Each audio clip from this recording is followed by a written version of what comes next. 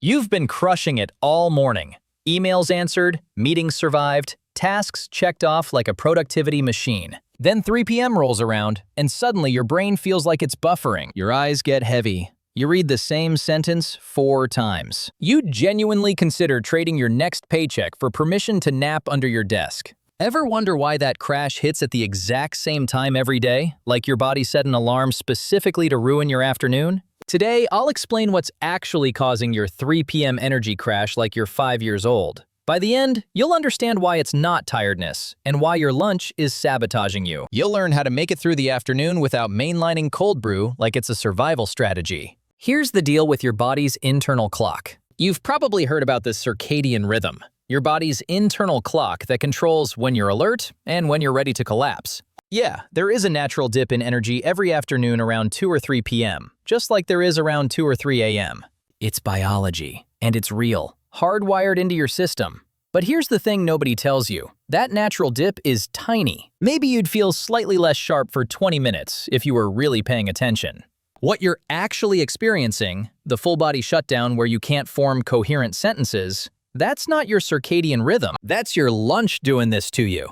So what's really happening? Think of your blood sugar like your phone battery. When you eat a carb-heavy lunch, pasta, sandwich on white bread, rice bowls, pizza, your blood sugar spikes fast. Your body sees that spike and panics. It's like, whoa, this is way too much sugar in the blood. We need to handle this now. And insulin does its job, maybe a little too well. It crashes your blood sugar down below where you even started. That crash is what you're feeling at 3 p.m. It's not tiredness, and it's not lack of sleep. It's your body on a blood sugar roller coaster that you didn't even know you bought a ticket for. And the worst part is what happens to your brain during this. Your brain runs almost entirely on glucose. When your blood sugar tanks, your brain is literally running on fumes. No wonder you can't think straight or focus on anything. Now here's where it gets interesting, and where you can change everything. Not all foods do this to your body. If you eat a lunch with protein, fat, and fiber, like a salad with grilled chicken, olive oil, avocado, and vegetables, your blood sugar rises slowly and steadily. No spike, no panic,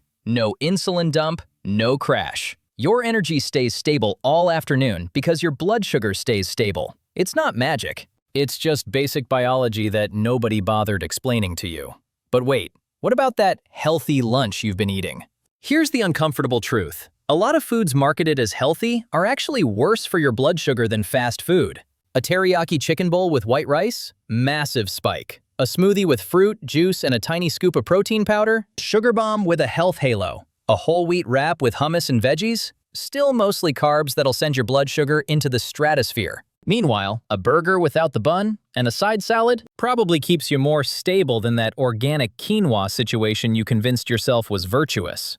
The problem isn't that you're eating badly. The problem is nobody taught you that healthy and blood sugar friendly aren't always the same thing. Here's what happens in your body after that carb-heavy lunch. Your blood sugar spikes. Insulin floods in to bring it back down. But insulin doesn't just lower blood sugar. It also triggers your body to store energy as fat and tells your brain to slow down. It's basically your body saying, hey, we just got a huge influx of fuel. Let's chill out and process this. Meanwhile, as your blood sugar crashes, your brain starts screaming for more quick energy. That's why you suddenly crave sugar, candy, or another coffee.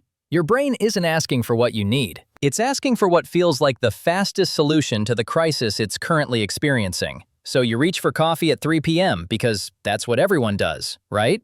But here's the plot twist. That 3 p.m. coffee is actually making tomorrow's crash worse. Caffeine has a half-life of about 5 to 6 hours. That means if you drink coffee at 3 p.m., half of that caffeine is still in your system at 9 p.m. It's still floating around when you're trying to fall asleep. You might fall asleep okay, but your sleep quality tanks. You don't get as much deep sleep. You wake up groggier. And guess what happens at 3 p.m. the next day? You crash even harder because you're genuinely more tired from worse sleep. Plus, your blood sugar is doing the same roller coaster. It's a cycle. You're borrowing energy from your future self and paying interest in exhaustion. Now let me tell you about the actual fix that nobody wants to hear, because it's not as sexy as a new supplement. If you feel that afternoon slump coming on, take a 10-minute walk. I know, boring, unsexy. Sounds like advice your mom would give you. But here's why it works. Walking increases blood flow and gets more oxygen to your brain. It wakes up your muscles and metabolism without spiking cortisol or messing with your sleep later. Studies show that a short walk boosts energy and focus more effectively than caffeine, without the crash afterward. Plus, if you walk outside, you get natural light, which helps reset your circadian rhythm. It's free. It takes 10 minutes. It works better than the $7 cold brew. But we've all been conditioned to think the solution has to be something we buy, not something we do. This matters because the 3 p.m. crash isn't just annoying, it's stealing hours of your life. If you're useless from 2 p.m. to 5 p.m. every weekday, that's 15 hours a week where you're basically a zombie in business casual. That's 60 hours a month, over 700 hours a year. You're spending the equivalent of almost 30 full days every year in a brain fog that could be completely avoided by changing what you eat at lunch. And it's not just about productivity, it's about how you feel. It's about not hating your afternoons because you're too exhausted to function. It's about having energy left when you get home, so you can actually do something other than collapse on the couch and scroll until you forget what day it is. But here's what really gets me. We've all been convinced that the 3 p.m. crash is just part of life. It's normal. Everybody feels it, so it must just be how things are. But it's not. It's a signal. It's your body trying to tell you that something you did at lunch failed you. Your blood sugar spiked and crashed. And now you're paying the price. The crash isn't inevitable, it's optional. And once you understand what's actually happening, you can fix it.